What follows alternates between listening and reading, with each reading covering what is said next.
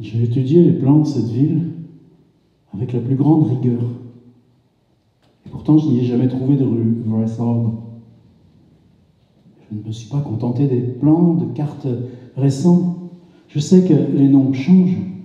Au contraire, je me suis plongé dans toutes les sources anciennes concernant la ville. Et j'ai moi-même exploré chaque quartier, quel qu'en soit le nom, qui puisse éventuellement correspondre à la rue Wresthold. Mais cela reste un fait humiliant. En dépit de tout ce que j'ai entrepris, pas possible de trouver ni la maison, ni la rue, ni même le lieu approximatif dans lequel ces derniers mois de ma vie bien impécunieuse d'étudiant en métaphysique à l'université, il me fut donné d'entendre la musique d'Eric Zahn.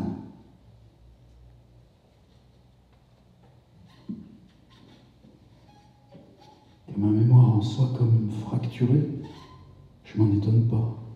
Tout au long de mon séjour rue Wresthold, ma santé physique et mentale a été lourdement affectée. Je n'ai pas souvenir d'y avoir invité aucune de mes nouvelles connaissances, mais que je ne puisse en retrouver l'endroit est singulier et me laisse perplexe parce que c'était à moins d'une demi-heure de marche de l'université et se signalait par des bizarreries que quiconque a vécu ici peut difficilement oublier, et je n'ai jamais rencontré personne qui ait connu de rue Wresthold.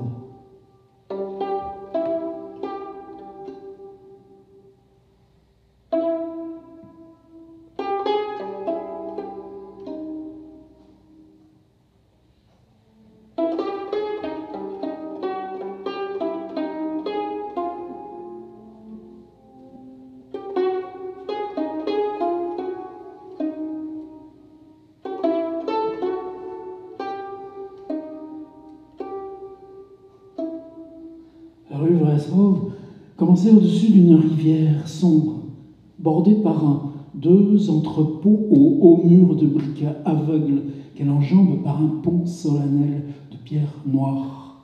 C'était toujours obscur près de cette rivière, comme si les fumées des fabriques voisines avaient éteint à jamais le soleil. Rivière au relent fétide que je n'ai jamais respiré autre part et qui devrait m'aider un jour à en retrouver l'endroit, tant je serais capable de la reconnaître en un instant. Au-delà du pont, de petites ruelles pavées avec des balustrades, et là commençait la côte, d'abord progressive, puis incroyablement raide, en était rue Wresthold.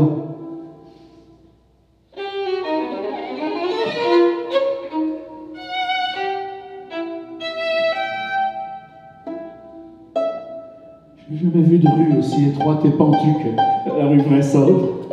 C'était presque une falaise interdite aux voitures, faite d'une suite de volets de marche, finissant au bout contre un hautain mur de lierre.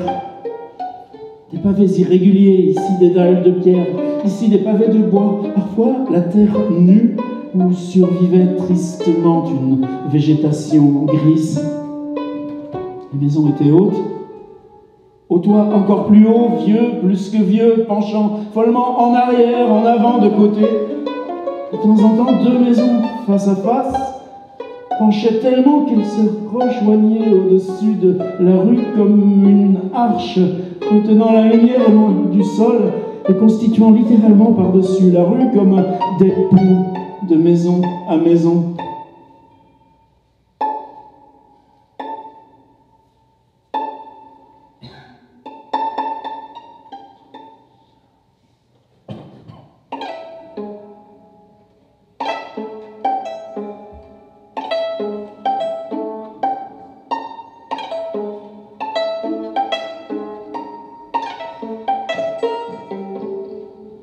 Les habitants de la rue m'impressionnaient étrangement. D'abord, j'avais pensé que c'était à cause de leur façon de rester silencieux, réticents. Plus tard, m'imaginant que c'était simplement à cause de leur très vieil âge. Je ne sais pas comment j'en suis venu à vivre dans une telle rue, mais je n'étais pas moi-même quand j'emménageais ici. J'avais vécu dans tant d'endroits misérables, relégués plus loin et encore plus loin pour mes impayés, jusqu'à ce que j'arrive rue Wreford, cette maison chancelante, tenue par un paralytique blanc d'or. C'était la 3e maison à partir du haut de la rue, et de loin la plus grande d'elles toutes.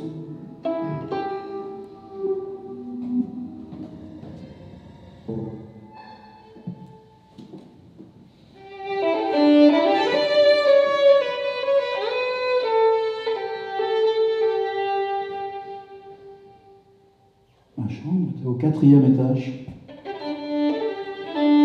La seule chambre habitée là, depuis que la maison était quasi vide. La nuit de mon arrivée, je l'entendis, cette étrange musique provenant de galetas mansardés au-dessus. Et le lendemain, je m'en enquérais auprès de Blandot. Il me dit que c'était un vieil Allemand qui jouait de la viole, un drôle d'homme muet qui signait Erich Zahn quand on lui demandait son nom et qui jouait le soir dans l'orchestre d'un cabaret à pas cher. Ajoutant que Zahn, ayant exprimé le souhait de pouvoir jouer la nuit à son retour du théâtre,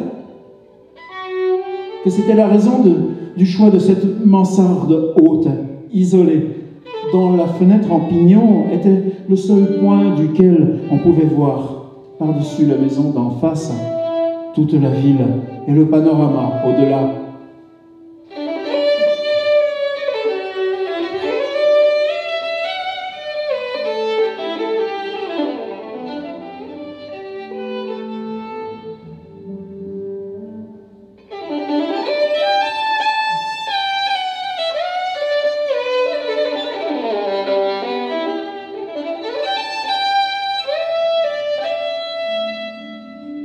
De ce moment, j'entendis Zahn jouer tous les soirs. Malgré le fait qu'il me tenait éveillé, j'étais comme envoûté par le côté surnaturel de cette musique, n'en sachant que très peu sur l'art lui-même. J'étais certain cependant qu'aucune de ces harmonies n'avait de relation aux musiques que j'avais entendues jusqu'ici. J'en conclus qu'il était compositeur et de haute originalité. Plus je l'écoutais, plus je devenais fasciné. Au bout d'une semaine, je me décidai à faire sa connaissance.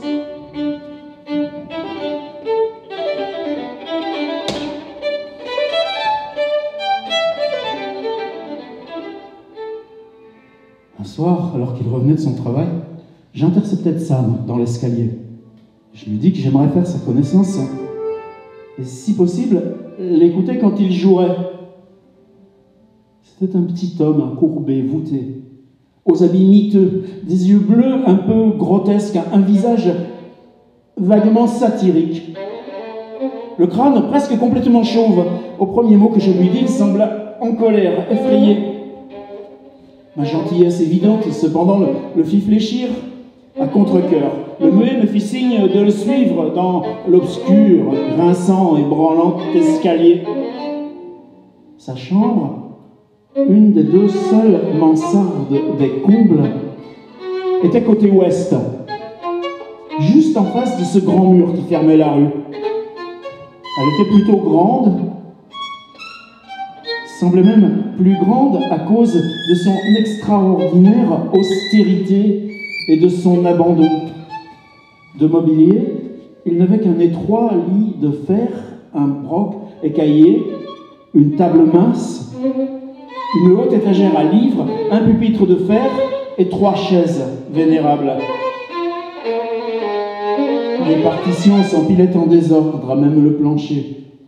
Les murs étaient de hautes planches nues, n'avaient probablement jamais connu le plâtre ni l'enduit, tandis que la quantité de poussière et de toiles d'araignée donnait plus l'idée d'une chambre abandonnée qu'habitée.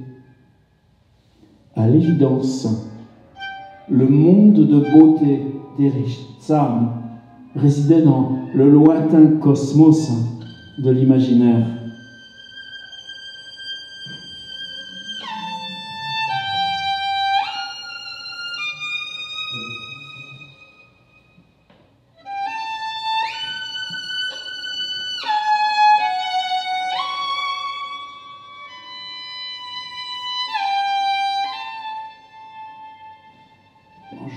m'asseoir. Il referma sa porte, poussa le verrou de bois, alluma une chandelle en plus de celle qu'il avait apportée. Il sortit sa viole de son étui, mangeait au mythe, s'installa sur la moise inconfortable des chaises. Il ne posa rien sur le pupitre. Sans me proposer de choisir, jouant de mémoire, il m'enchanta toute une heure de cadence que j'avais jamais entendue auparavant. Cadence qui devait être sienne, mais en décrire l'exacte nature est impossible, qui n'est pas versé dans la musique. Un genre de fugue, avec des passages récurrents d'une qualité des plus captivantes, mais ce que je remarquais, c'est la totale absence de ces notes si troublantes que j'avais entendues dans ma chambre toutes les nuits passées.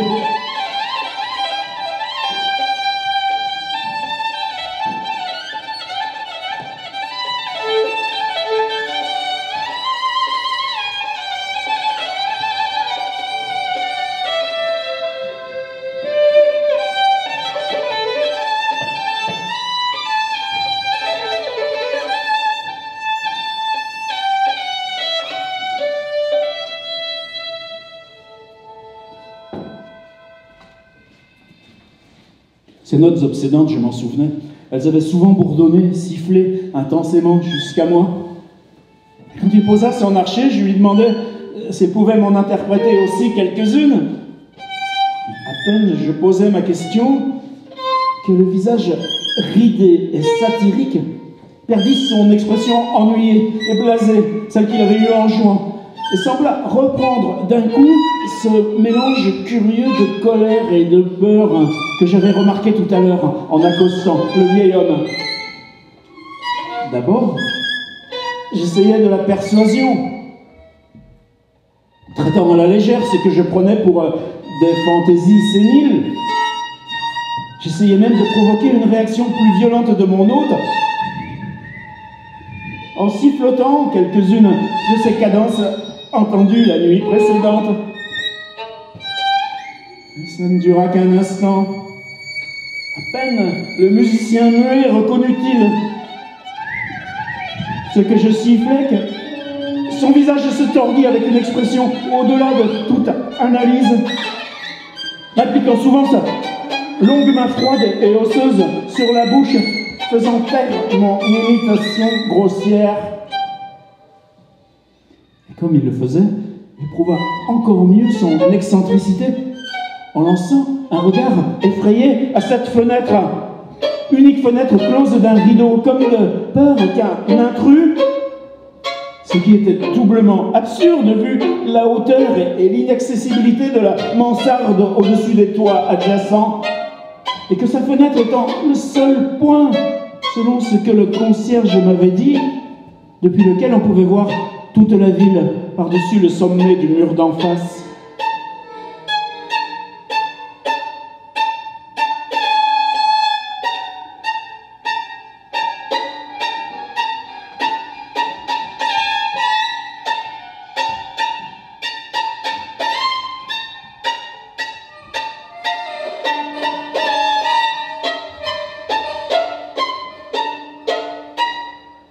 Ce regard du vieil homme me remémora la remarque de Blondet.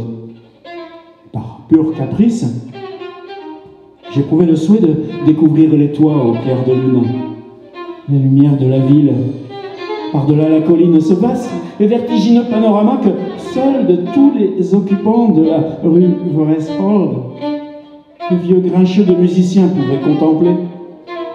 Alors, je m'approchai de la fenêtre. J'allais écarter d'un coup son indescriptible rideau quand, avec une rage encore pire, le muet locataire était sur moi. Cette fois, m'indiquant vertement sa porte du menton, tandis qu'il m'étranglait presque des deux mains pour m'écarter. Maintenant, complètement dégoûté de la nervosité du bonhomme, je lui ordonnai de me lâcher. Et lui promis de m'en aller à l'instant même. Son étreinte cessa. Mais sa colère ne diminuait pas, il ne me lâchait pas, même d'une façon maintenant plus amicale, me força à me rasseoir.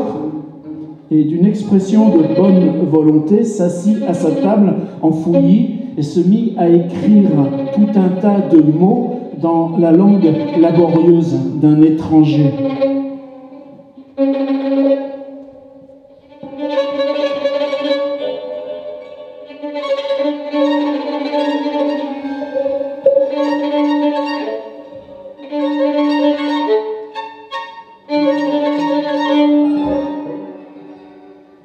La lettre qu'il me tendit, enfin, en appelait à la tolérance, au pardon. Tsan disait qu'il était vieux, solitaire, affecté d'étranges peurs et de désordres nerveux associés à sa musique et à d'autres choses. Il avait, m'écrivait-il, apprécié mon écoute de sa musique, souhaitait que je revienne, et cependant ne me préoccupe pas de ses extravagances. Mais ces harmonies si troublantes, il lui était interdit de les jouer à quiconque. De même, il ne pouvait supporter l'idée qu'elle soit entendue par un autre. Il ne pouvait supporter que quoi que ce soit dans sa chambre soit touché par quelqu'un d'autre. Il avait compris, lors de notre conversation dans l'escalier, que je pouvais l'entendre jouer depuis chez moi, et me demanda instamment si je pouvais m'entendre avec Blondot pour prendre une chambre plus bas, où je n'entendrais rien de la nuit. Il pourrait, m'écrivait-il, me rembourser la différence de loyer.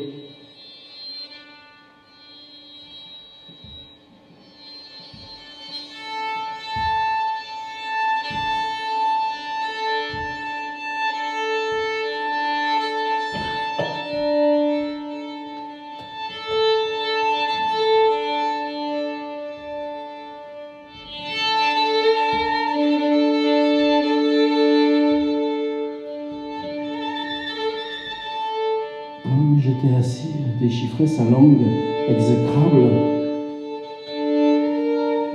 je me sentis plus indulgent envers le vieil homme.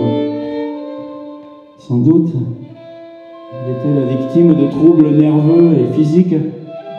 Je l'étais aussi. Et mes études métaphysiques m'avaient enseigné la sociabilité. Dans le silence alors, vint un son très léger de la fenêtre. Le volet peut-être qui raclait à cause de la nuit et du vent. Pour quelque raison, je le ressentais aussi violemment qu'Erich Sam. Aussi, dès que j'eus fini de lire, je lui rendis sa poignée de main, nous nous quittâmes amis. Dès le lendemain, Blondot me donna une chambre plus chère, mais au 3e étage, entre les appartements d'un usurier très âgé et la chambre d'une veuve bien rembourrée, et plus personne au 4e étage.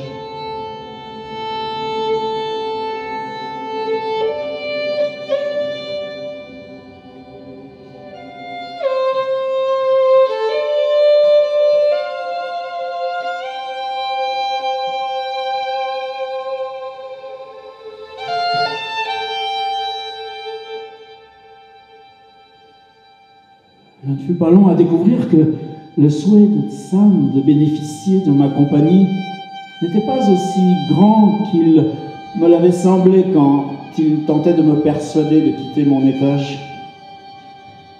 Plus jamais il ne me proposa de lui rendre visite. Quand j'essayais, il m'apparut peu à l'aise. Il joua sans énergie. C'était déjà la nuit. Tout le jour, il dormait et n'acceptait personne. Mon amitié pour lui ne s'en grandit pas, mais la mansarde, cette musique envoûtante, semblait exercer sur moi la même fascination opiniâtre. Plus le curieux désir de regarder à cette fenêtre par-dessus le mur, voir ce que la rue en pente ne révélait pas, et les toits de la ville tels qu'ils devaient apparaître. Une fois, je grimpais à sa mansarde aux heures de théâtre, mais la porte était close.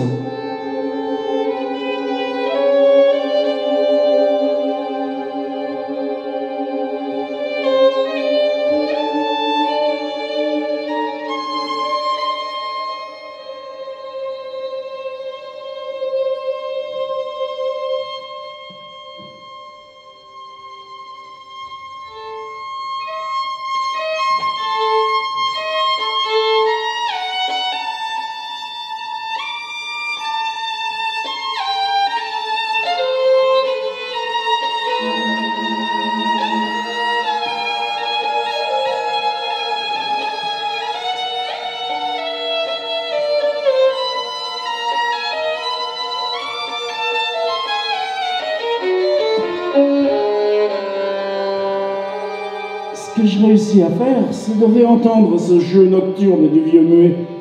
Au début, je grimpais sur la pointe des pieds jusqu'à mon ancien étage, puis je m'enhardis à escalader les marches du vieil escalier malgré le craquement des vieilles planches jusqu'au pignon de sa mansarde.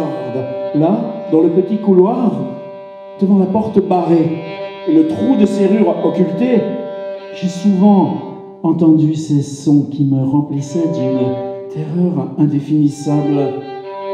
La terreur d'une vague merveille et d'un mystère rêveur.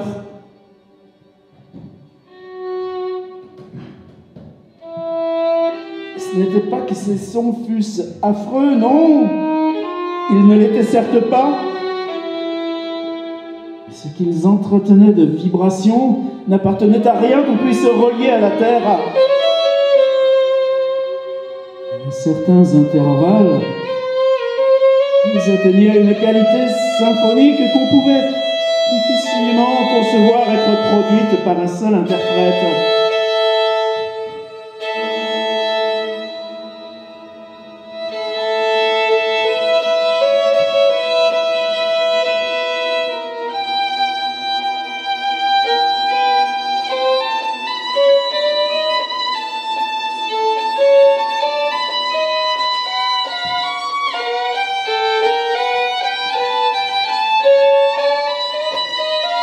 Richter était sans conteste un génie de pouvoir sauvage.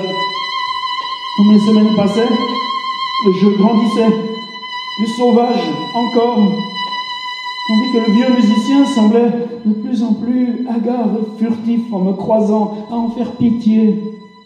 Maintenant, il refusait de me recevoir et m'évitait quand on avait à se croiser dans l'escalier.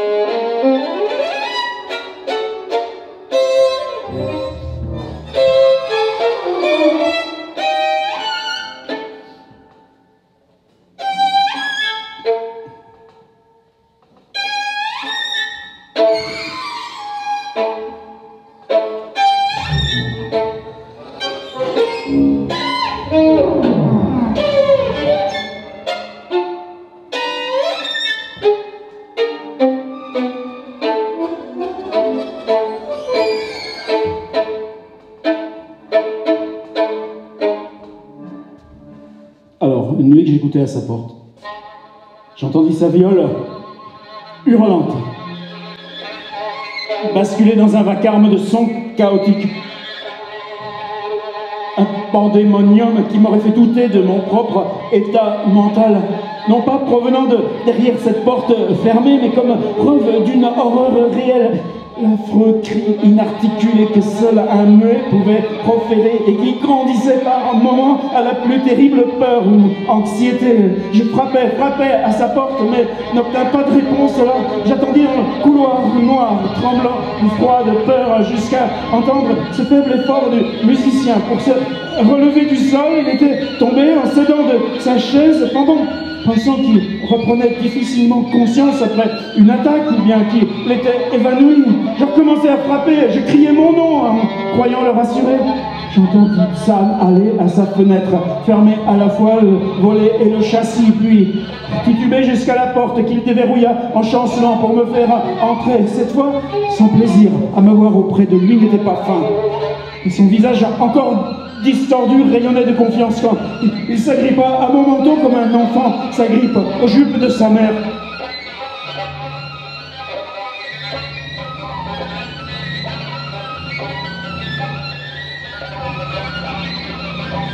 Pathétiquement agité, le vieil homme me proposa une chaise, tandis qu'il s'effondrait dans une autre, à côté de laquelle sa viole élargie était posée sans précaution sur le plancher. Il resta quelque temps à ne rien faire, dodolinant bizarrement de la tête, mais donnant l'impression paradoxale d'une écoute intense, terrible.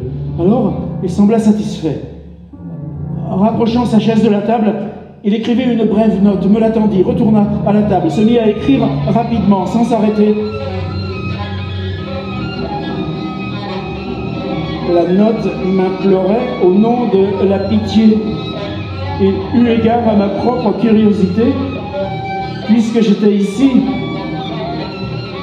d'attendre un compte rendu complet dans sa langue de toutes les merveilles et terreurs qui l'assaillaient. Et la plume du vieil homme se mit à courir.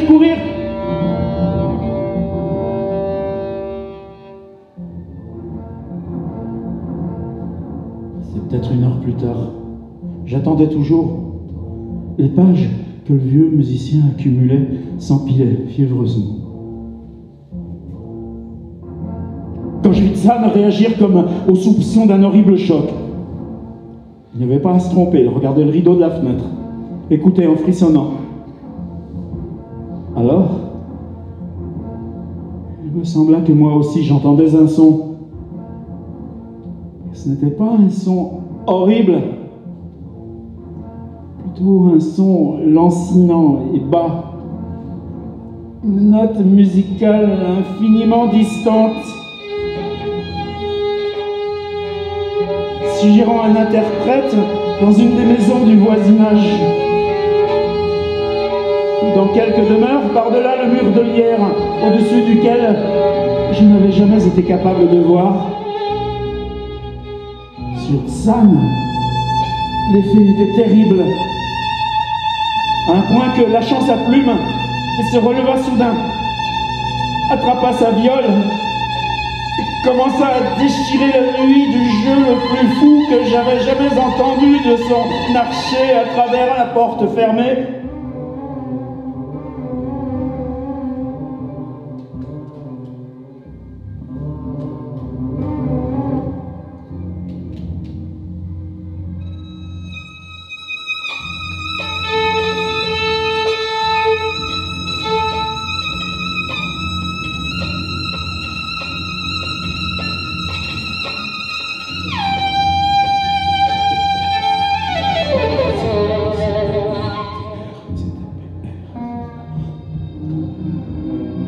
Ça ne servirait à rien de décrire ce que joua San dans cette nuit de terreur. C'était plus horrible que n'importe quoi que j'ai pu auparavant entendre. Et simplement, ce que je pouvais voir de l'expression de son visage, comprenant que ce qui s'exprimait maintenant, ce n'était plus que ça, la peur. Il essayait de faire taire un bruit, d'éviter quelque chose, de repousser quelque chose, quoi. Je pouvais l'imaginer, je ne pouvais l'imaginer, mais impressionnant, je sentais que ça l'était. Son jeu devint fantastique, délirant, hystérique. Et pourtant maintenu à la pointe des qualités de ce génie suprême que je savais à la disposition du vieil homme. J'en reconnus l'air. C'est une vieille et sauvage danse populaire de Hongrie qu'on jouait dans les théâtres. Je me fis la réflexion que c'est la première fois que j'entendais San jouer l'œuvre d'un autre compositeur.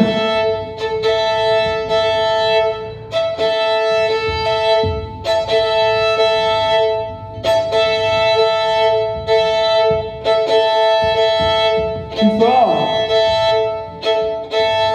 Encore plus fort. Plus sauvage. Plus sauvage. Mais non. Les hurlements, les gémissements de sa viole dans un désespoir. respiration mystérieuse, trépignait comme un singe, toujours regardant enforcené le rideau de la fenêtre dans ses cadences étranges. Je pouvais presque apercevoir de sombres satires, bacchanales dansant, tourbillonnant à travers des abîmes de nuages, fumée d'éclairs. Je pensais alors entendre une fulgurance plus stridente, une note tenue mais qui ne venait pas de la viole, une note calme, délibérée, déterminée mais moqueuse, venue de très loin depuis l'ouest.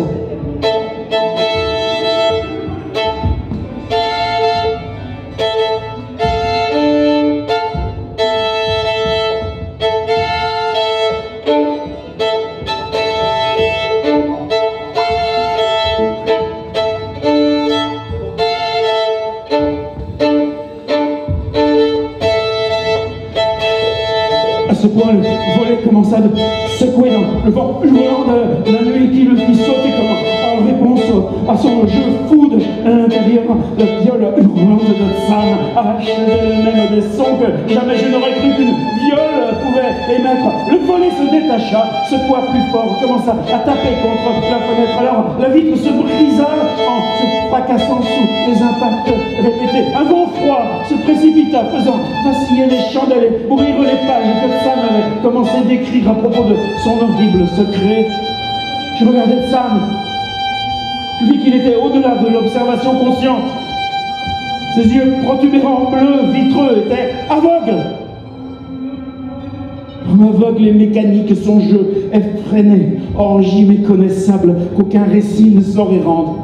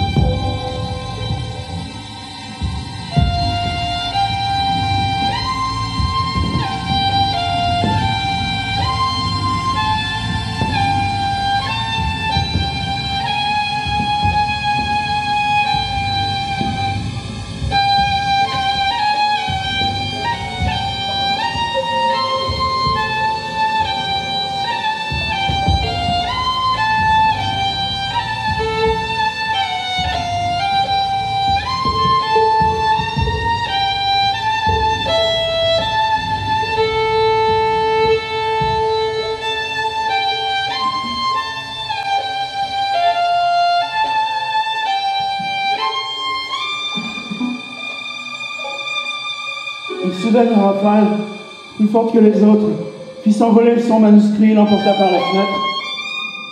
Je précipitais sur les pages au désespoir. Elles étaient parties avant que j'ai atteint le volet cassé. Alors je me souvins de mon ancien souhait de regarder à cette fenêtre, la seule fenêtre de la rue Wresthold, de laquelle on pouvait voir la côte au-delà du mur d'en face et la ville qui s'étalait au-delà. Il faisait sombre, mais les lumières de la ville ne s'éteignent jamais. Je comptais bien les apercevoir malgré le vent, la pluie. Pourtant, quand je regardais par cette plus haute de toutes les fenêtres du pignon, regardais tandis que les chandelles vacillaient, que la viole folle hurlait avec le vent de la nuit. Aucune ville qui se serait étendue plus bas. Aucune lumière amicale surgit des rues trop connues. Juste la noirceur de l'espace illimité. Inimaginable espace vivant de mouvement et de musique qui ne ressemblait à rien d'autre sur Terre. Et comme je me tenais là, regardant avec terreur, le vent souffla définitivement les chandelles de l'ancienne mansarde, me laissant dans cette primitive et impénétrable obscurité avec ce chaos, ce pandémonium devant moi et la folie démoniaque de cette viole aboyant à la nuit derrière moi. Je trébuchais en arrière, dans le noir, pas moyen d'allumer une lumière, m'écrasant contre la table, en renversant une chaise, tâtonnant pour finir vers le point où l'obscurité semblait extirper d'elle-même cette musique atroce. me sauver, ainsi qu'Erichson. Je pouvais au moins essayer. Quoi que ce soit que ces puissances m'opposent. À un moment, je pensais que quelque chose de froid m'effleurait. Je criais, mais comment mon cri aurait pu s'entendre par-dessus la hideuse viole? Tout d'un coup, hors de l'obscurité, l'archer fou me heurta. Je sus que j'étais près du musicien. Je le sentais devant moi, touchait l'arrière de la chaise de Zan, trouvait ses épaules, le secouait pour le faire revenir à ses sens.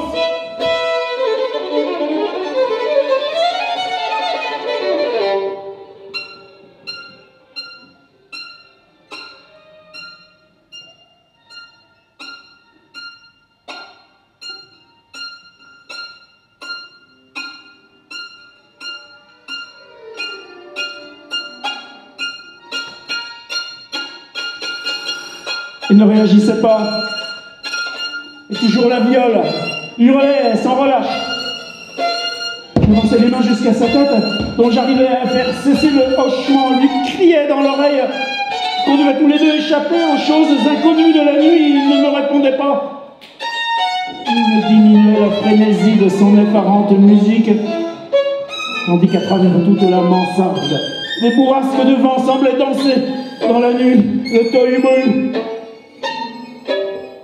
Quand de la main je lui touchais l'oreille, il frissonnait sans savoir pourquoi, sans rien savoir, jusqu'à ce que je sente son visage impassible, froid comme glace rigide, pas de respiration, un visage dont les yeux vitreux sortaient, scrutaient inutilement le noir.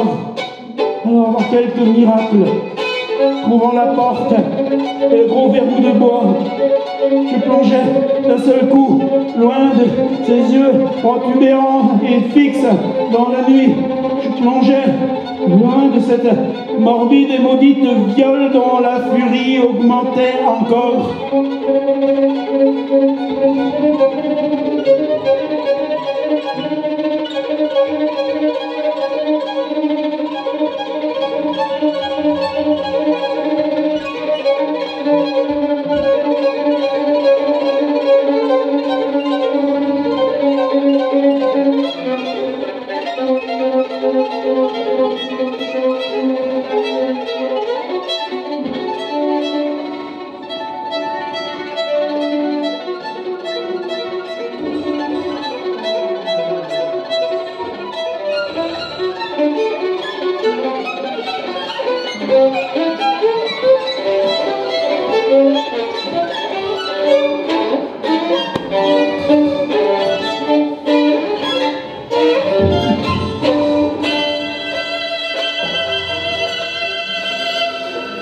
Sautant, courant, volant, tout en bas de l'escalier sans fin dans la maison obscure. Je me précipitais hors de sens dans l'étroite vieille rue pentue aux maisons recourbées, dévalant les marches, les pavés jusqu'aux plus basses rues du putride canyon entre ces murs de briques qu'il nommait rivière, haletant pour traverser le grand pont noir jusqu'aux larges et saines rues et boulevards. Celle-là, je le connaissais, entraînant avec moi toutes mes pénibles impressions. Et je me souviens qu'il n'y avait pas de vent, qu'il n'y avait pas de lune, et que toutes les lumières de la ville brillaient.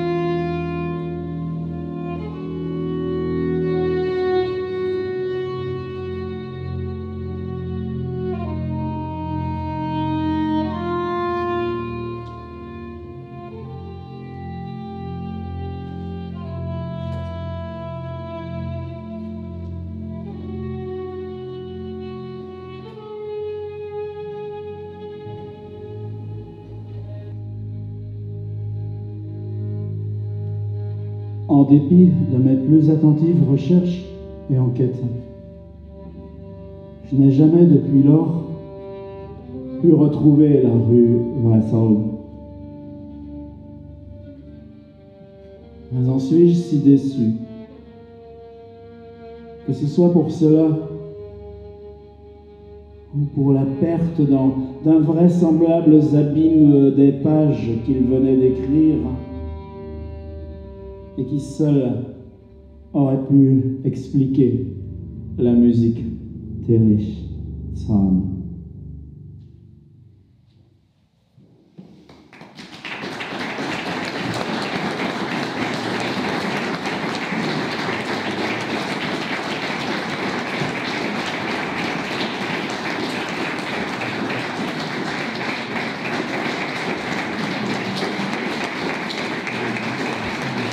Le jeune violoniste s'appelle Dominique Pifarelli.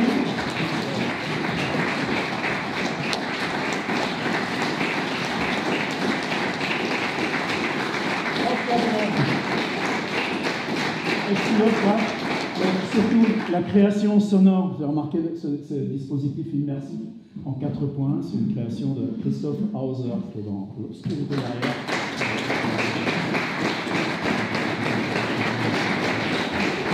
J'ai travaillé pour cela pendant 5 heures d'affilée, Emmanuel et Olivier de la médiathèque. Grand merci à Eric et à l'équipe.